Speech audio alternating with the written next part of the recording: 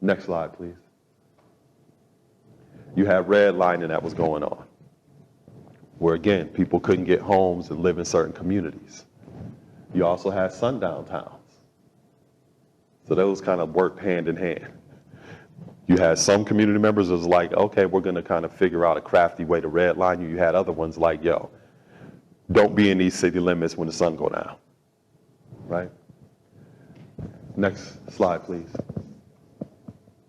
And then you're being attacked at the same time from the media aspect. And these are cartoons that depict black people. You had advertisements depicting black people. And this goes from the first time advertisement began all the way to today in 2024, right? So constantly under attack. Next slide, please. So I always ask the question when people say this, like, what era was great in America? Especially for me. America's only 247 years old, but slavery lasted 89 years in terms of the birth of this country. But keep in mind that before 1776, you already had 5 generations of enslavement on the land. Then slavery became the law, and that lasted for 87 years. But then you had legal apartheid, segregation, for another 101 years.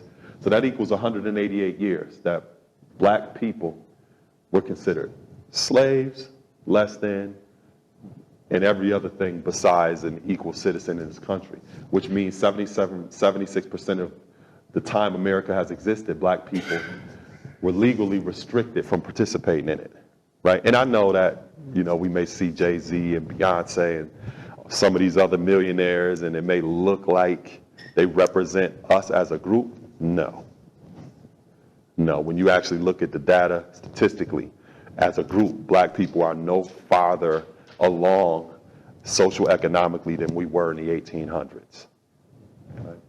Next slide, please. This is something also interesting. After World War I, you had soldiers who were coming back from the war, and they were what was known as shell-shocked at the time.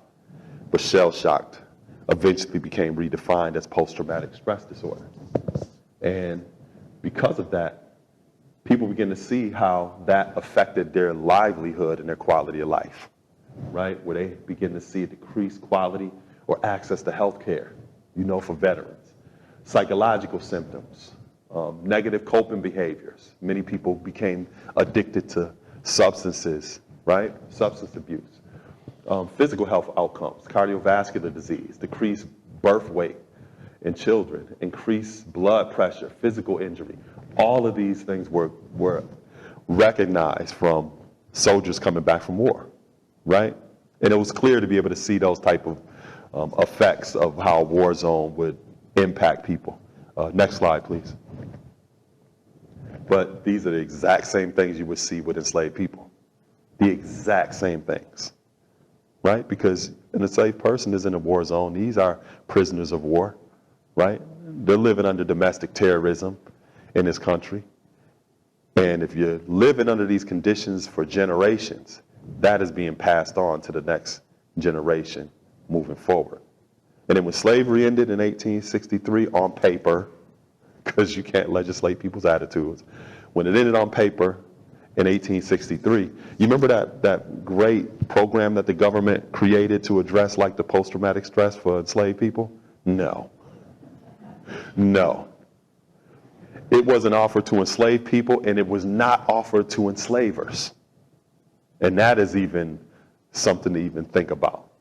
Because the fact that people were able to create this type of system and to be looked at as a standard of normacy, what?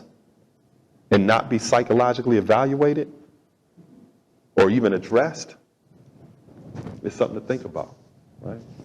So next slide, please. So we have to talk about the white privilege card, because we can't have this conversation without addressing this, right? And to be clear, white privilege is not, and I put it in bold, is not the suggestion that white people have never struggled. White privilege is a built-in advantage separate from one's level of income or effort.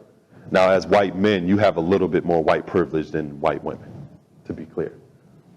It is having greater access to economic and institutional power and resources than BIPOC, Black, Indigenous people of color, who people do who are in the same situation, right?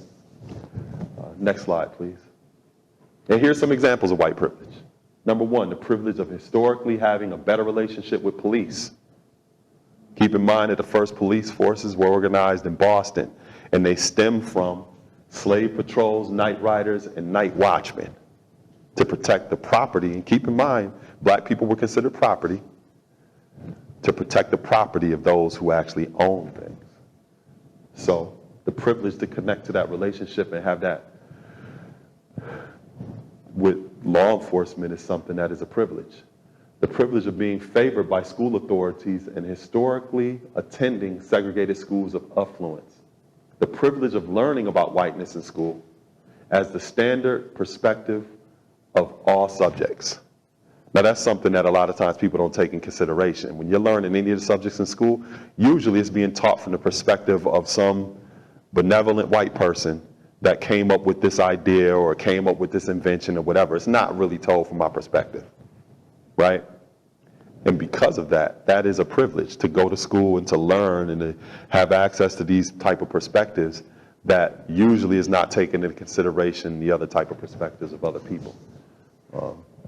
The privilege of finding books, television programs, films, radio stations, or music, advertisements, resources, and even religious icons. That's what I like about this space too, because I don't got to come in here and see a bunch of white Jesus. You know? Icons that are white as a standard of intelligence, beauty, benevolence, and power, right?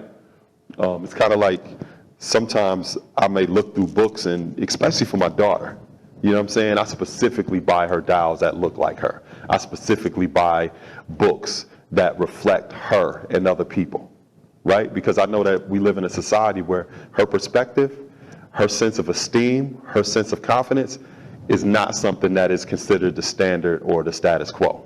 So I have to do extra and be intentional about making sure that her identity is reinforced. You know, and that's also the kind of household that I grew up in, right? The privilege to say you don't see color. I cannot say that. Historically, my people saying something like that could mean you're going to lose your life. I need to know the landscape. You know, think about those of us who were part of the Underground Railroad. You did not have the luxury of just saying, I don't see color. You will not make it. You needed to know what white person was an abolitionist and what person was faking like they was an abolitionist. What community you need to go to and what community you need to avoid. So you had to actually be aware of that. But many people, they can just grow up like, oh, I don't see color, because it really doesn't affect them like that. My survival depends on that, right? The privilege to diminish, discredit, disbelieve, or never think any further about anything that I'm saying today. Why Black people's very survival has historically depended upon knowing who white people are. Right? All of you could just walk right out of here, oh my God, that was great, and never think about anything else that I'm saying. I have to think about this.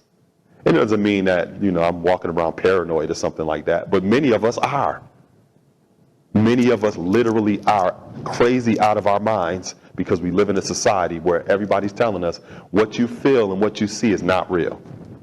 You have a personal problem and you need to get on some type of medication to address the psychological issues that you're dealing with. There's many of my people that I see like that all of the time, right? Next slide, please. So we got to talk about the DEI because this is many people's attitudes about it. Oh my God. You look at the laws that's just been recently passed in certain states, like no more DEI initiatives. No more DEI initiatives. And I tell you what, if you travel to some of those states, that food is going to be terrible. The service is going to be terrible. All of the culture and the arts and everything else that would actually be in those places is going to be terrible and bland, right? Because here's the issue. Next slide, please. The problem with DEI is not unqualified people getting positions just to check a box. The problem is the white supremacist belief that the white people, especially men, who have historically been in those positions are the only ones who have ever been qualified to be in those positions. That is the problem, that people believe and think that these people who have been the CEOs of these companies and these positions of power that look white, they've only been the ones that's been qualified. That's the problem. Not bringing somebody in to check a box because they're a woman or they're black. Does that make sense to everybody?